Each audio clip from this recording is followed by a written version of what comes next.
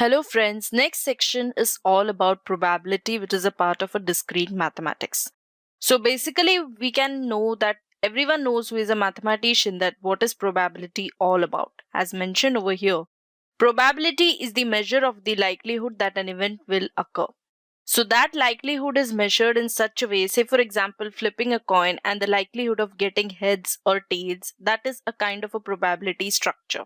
Probability can even be said as quantified as a number between 0 and 1. It is like either you get the desired output which is represent 1, or I can say true value which is a boolean value, or you can get a value which is not expected, that is 0.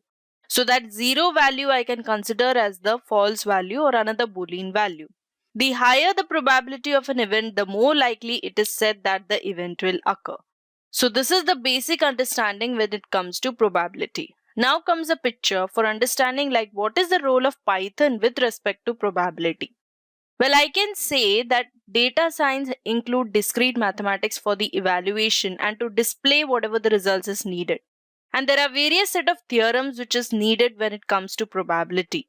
So the first theorem which comes into the picture is like we can say is the normal occurrence, or we can even say it is the normal distribution theorem.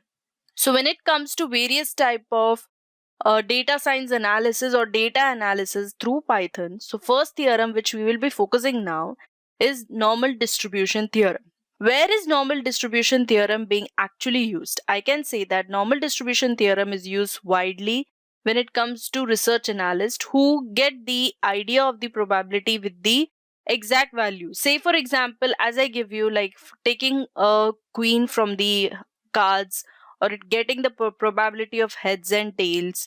So all that things is like a solution, and it involves a lot of logic and formulas for getting it done. So same is done when it comes to normal distribution theorem. So our first theorem is the normal distribution theorem, is the king of the distribution as it is mentioned. It is the classic bell-shaped curve distribution and is completely determined by two parameters. It means that it includes a mean which is called as mu and a standard deviation which is called as a sigma.